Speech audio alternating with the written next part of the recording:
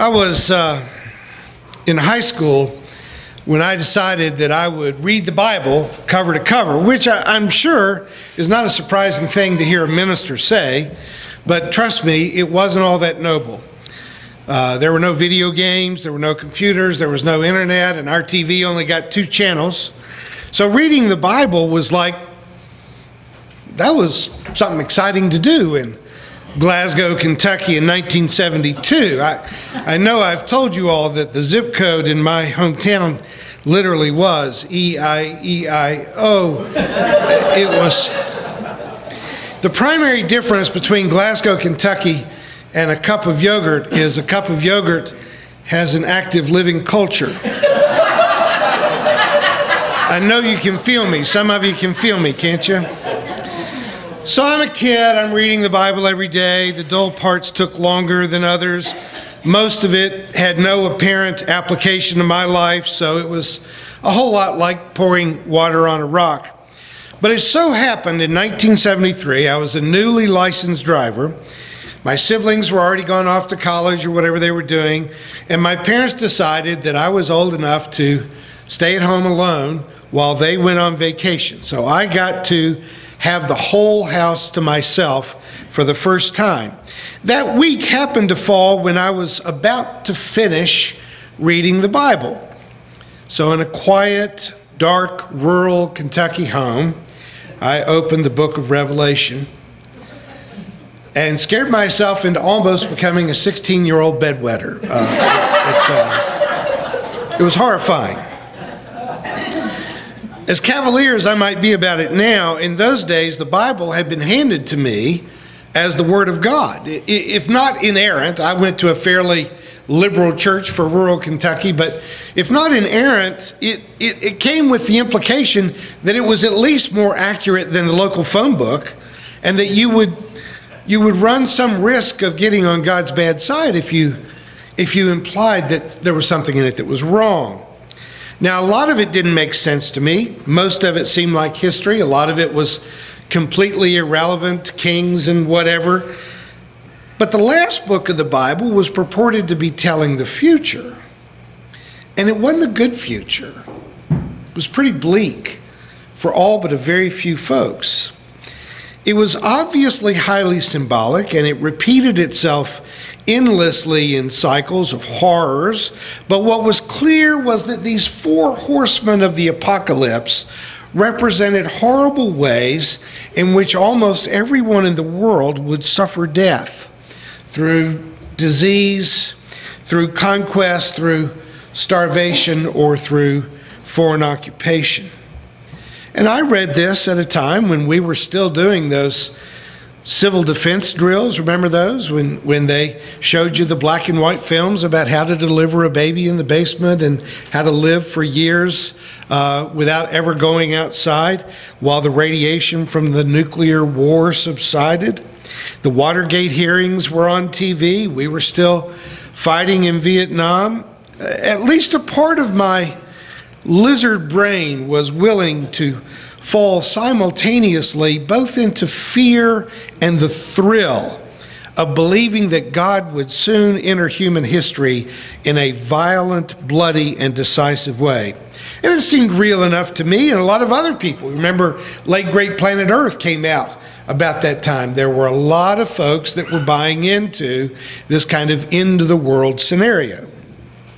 Now, by the time I got to college and in graduate school, it was readily evident to me that the Revelation was just one of a kind of books that were written at the time, apocalyptic literature that was written by people who had given up hope that the world that they were living in could be redeemed, that with the Roman occupation and all the violence of that, and it just seemed to them that the world was spiraling downhill. You've heard of the Essenes. John the Baptist was probably in Essene. There were entire monastic communities that went out and lived in celibate societies, baptized themselves 4 and 5 and 6 times a day, waiting to be pure enough to be one of the ones that went to heaven when this world simply was snuffed out of existence like blowing out a candle. Almost all of the Dead Sea Scrolls came out of this kind of community that wrote very symbolically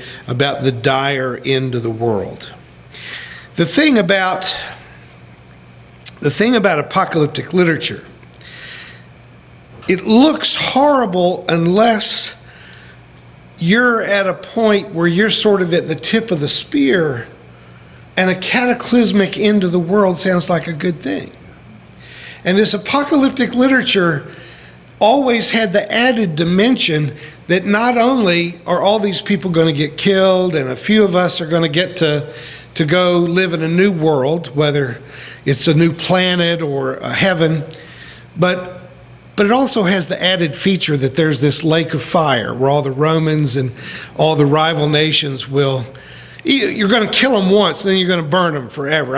It's kind of like they did Oliver Cromwell. They executed him and then 2 years later dug him up and had him drawn and quartered. There's sometimes you're not done being mad at someone just because they're dead. You can make it happy times, more punishment. But I didn't really appreciate the power of apocalyptic literature until I made my first visits to rural South and Central America. I was lecturing in a school for lay preachers in the mountains of Ecuador. It was a tedious day. It was I would say a sentence in English, someone would translate it into Spanish, and then someone else would translate it into Quechua, which was the common language of most of the preachers in the room. So it was evening by the time we got around to the question and answer time. Now the Quechua are typically very short in stature. They live hard lives trying to farm on mountainsides in a country that is their ancestral homeland, but where they have been treated as third-class citizens. The fair-skinned descendants of the Spanish typically hold all of the government jobs, generally own all of the better businesses. They are the upper class, and the country exists for their benefit. The mestizos, the mixed blood, if there was a middle class, that would be them, but they did a lot of the labor. They had jobs that paid them. But the Quechua, whose land it was, whose country had been taken from them, they were treated as though they were something rather less than human. They have national health care in Ecuador, but if you're Quechua and you show up at a hospital, they won't typically treat you. And if they will, they make you lie on the floor in a hallway. They would not let an Indian lie on a bed. It's a racial divide that has existed for hundreds of years. So the very first question this little indigenous preacher wanted to ask me was what I thought about the signs of the coming apocalypse. And my translators started shaking their heads and begged me not to answer the question. They said it just start a debate and it would end badly. Now at the time, I assumed that my hosts were steering me away from that topic that was of interest to all of the native preachers in the room, but I assumed they just didn't want me to waste our time on something that was based on a kind of childish reading of Scripture. But I came to understand that it was really more than that. The horror of an apocalypse is based on the perspective from which you see it. In their world, the four horsemen were not coming for the Quechua. They were coming for the white folk. For people who've been under the thumb of foreign occupation and racial apartheid for 400 years, an apocalypse is not something to dread, it's something to hope for. They were nice to me, but it became clear that the whore of Babylon, discussed in the book of Revelation, was not for them, ancient Rome. It was America. It was the white Spanish folks. It was people like me who had taken control of their rivers, their coastland, their good farmland, and had driven them up to mountainsides to live in terrible poverty, trying to make a living off of the worst land in the country. We treated them like slaves. We could impoverish them, work them into early death. You rarely see an old person in that part of Ecuador they die young. The preacher who asked me to talk about signs of the coming apocalypse was, through a kind of circumlocution, checking to see if I was aware that I was going to be burning in hell pretty soon. You see, an apocalypse is a moral thing. It isn't arbitrary. In the minds of first century religious obsessive people, an apocalypse is caused by a moral failure, a collapse of decency, an absence of sanity, of compassion, of intelligence. The Bible always tends to describe things through a particular lens. The German biblical scholars coined the phrase Heilsgeschichte, which seminary students just love to say. I mean, it's one of those words. You just like to write that into your papers. It's kind of like Farfignugan in a way, but Heilsgeschichte literally translates as salvation history, but what it really means is it's describing current events as though it was always God at work.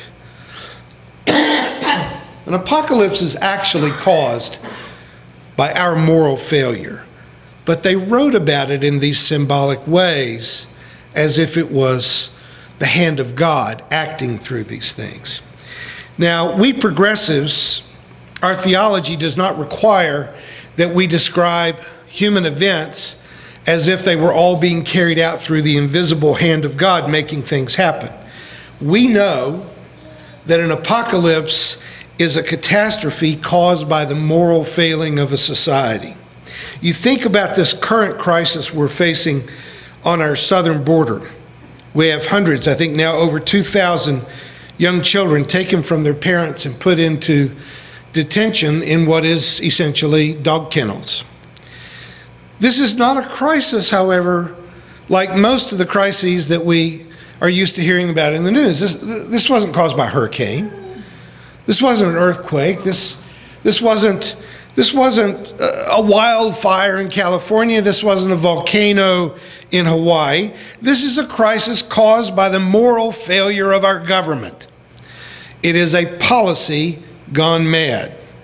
It could be stopped by a 51% vote of our legislature, but you can't muster a 51% vote of our legislature because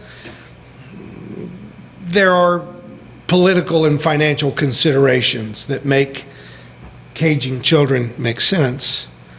There's also that conservative base of voters who've been manipulated for years by tall tales of fears of immigrants, and you just can't go all weak in the knees just because a couple of thousand babies are crying, right? You see, what makes moral decision-making difficult is because there's always someone on the other side of it that's deriving profit from it, some benefit from the immorality. Attorney General, excuse me, Jefferson Beauregard Sessions tells us that taking these babies from their mamas is the law, and the Bible in Romans 13 tells us to obey the government as it is ordained by God. He's backed up by the White House press secretary, Sarah Huckabee, Amen. Who says that their government is doing just exactly what the Bible tells them to do. Now, y'all know me, I'm just a dumb country preacher. But I'm pretty sure that's not what the Bible says. I remember, I was just in high school when I read it. But I remember it says in Deuteronomy 10, verse 9, "You shall also love the stranger, for you yourselves were strangers in Egypt." It says in Exodus 23, verse 9, "You shall not oppress the resident alien. You know the heart of an alien, for you were aliens in Egypt." Even in Leviticus 19:33, "When an alien resides with you in your land, you shall not oppress the alien.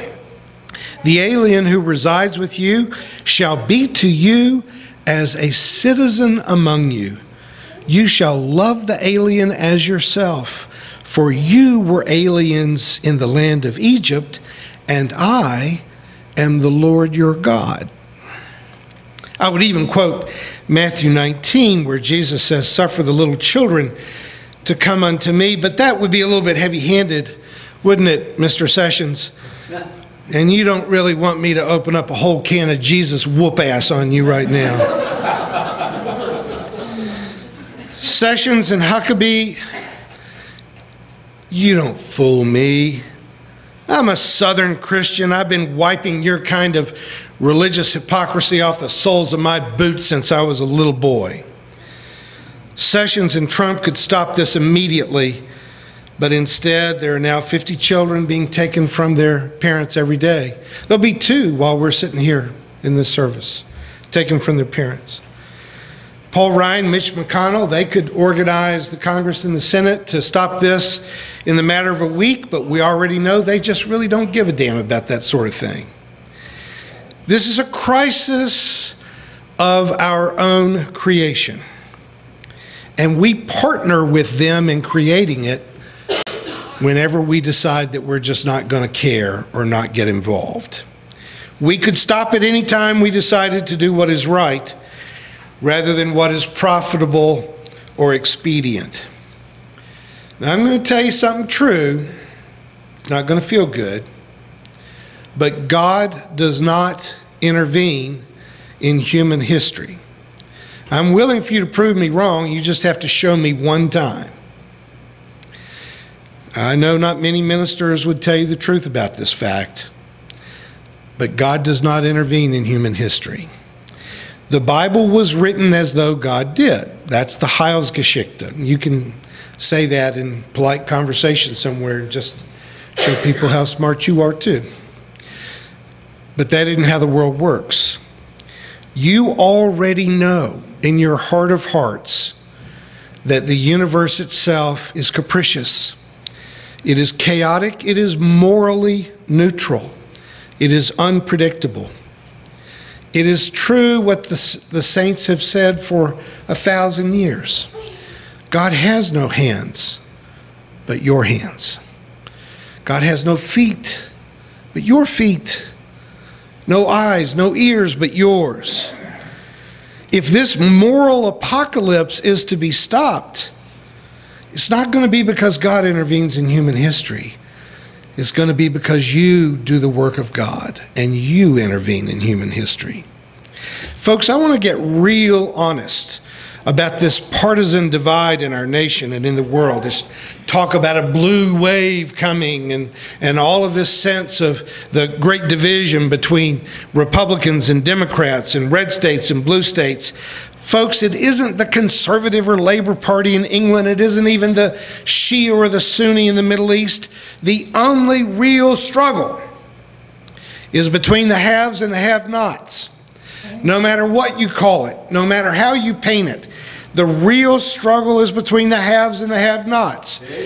And both the Republicans and the Democrats are the haves. The struggle is between the rich and the poor.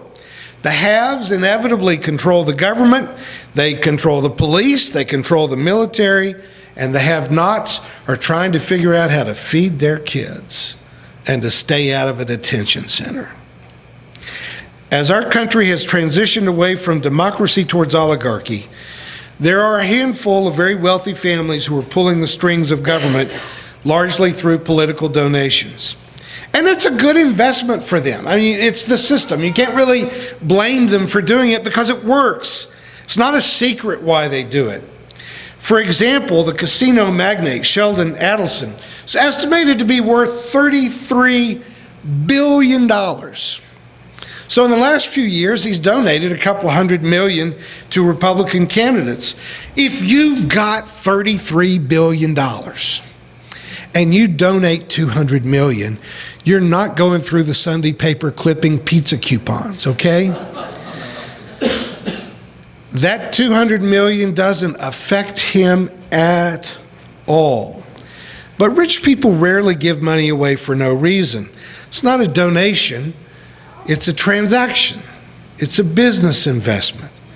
For example, he expects his bought and paid for politicians to keep gambling online illegal, which it is almost everywhere in the United States, because he needs people to keep going to his casino and losing money there. So we find the government is doing the work of casino magnates. Isn't that interesting? Appears to work for him. But he's also very concerned about American support for Israel, primarily in the form of military aid. So he gives a couple $100 million to these politicians, and they give a couple $100 billion to support the military goals of someone like Sheldon Adelson. It's a good buy. It's cheap.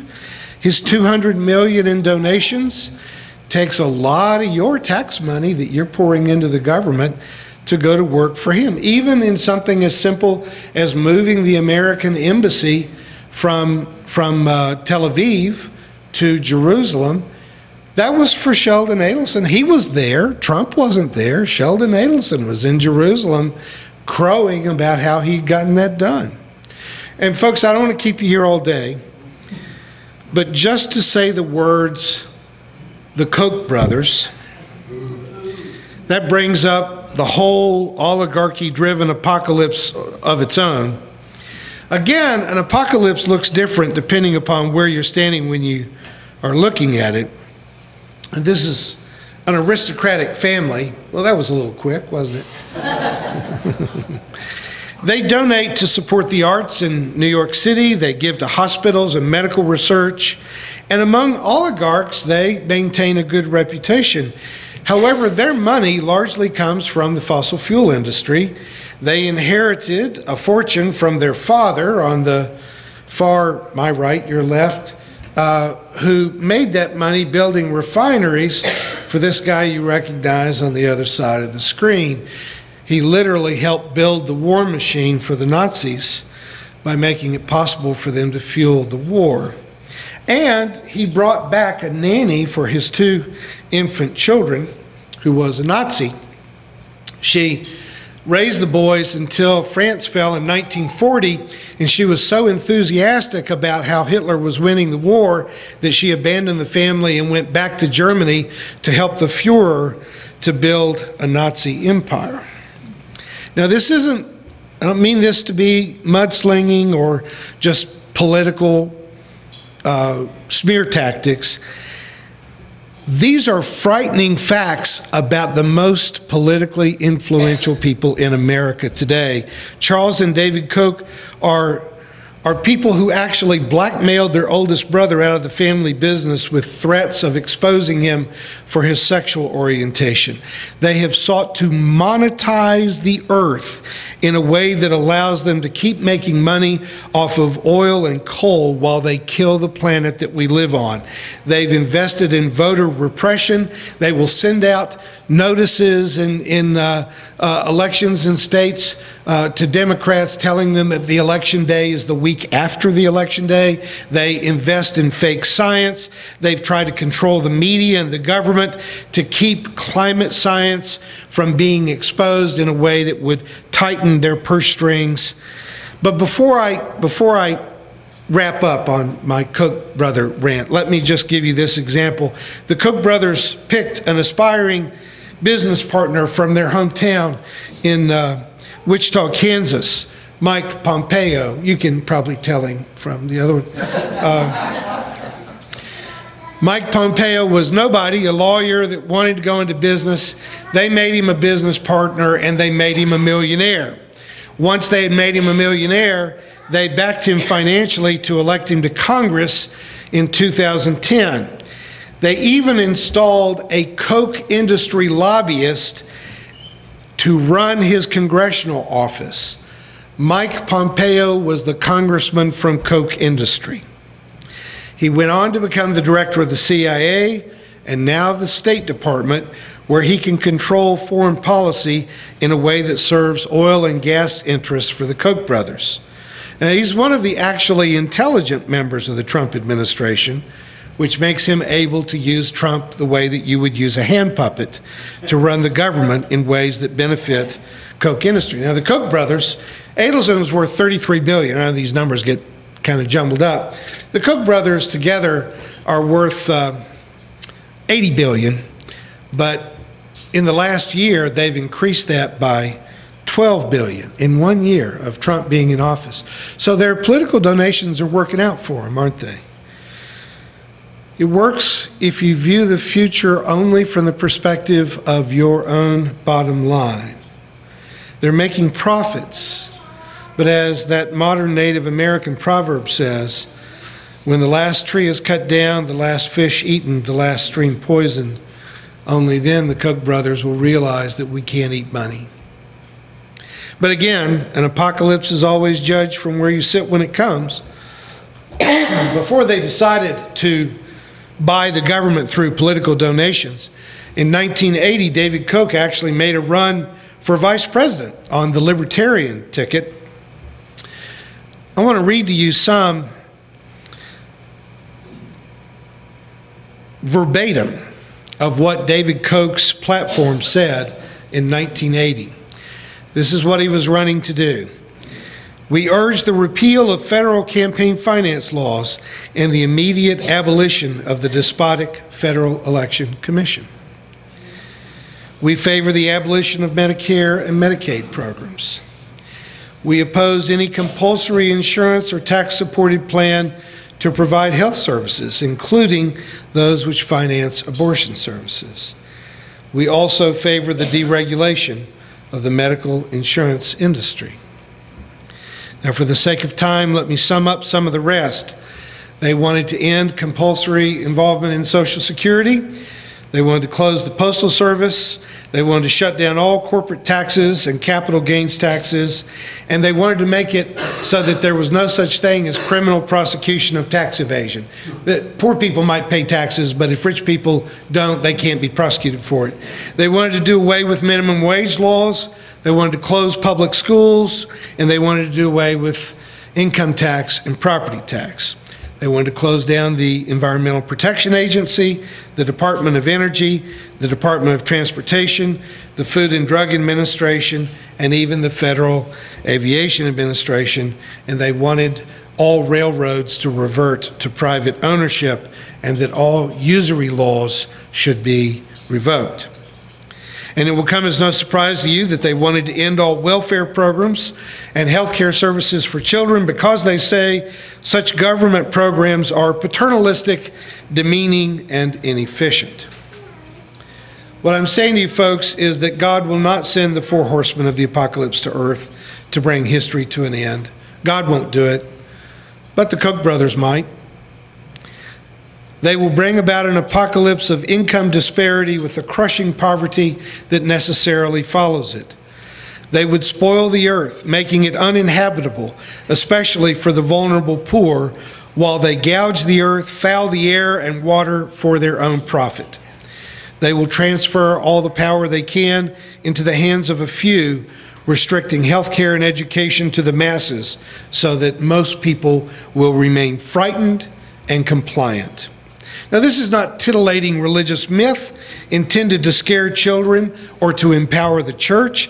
This is real political planned movement that has the power of the economy and the government behind it. And the only thing that could ever stop it from happening is if the masses become informed, organized, and motivated enough to choose morality over money.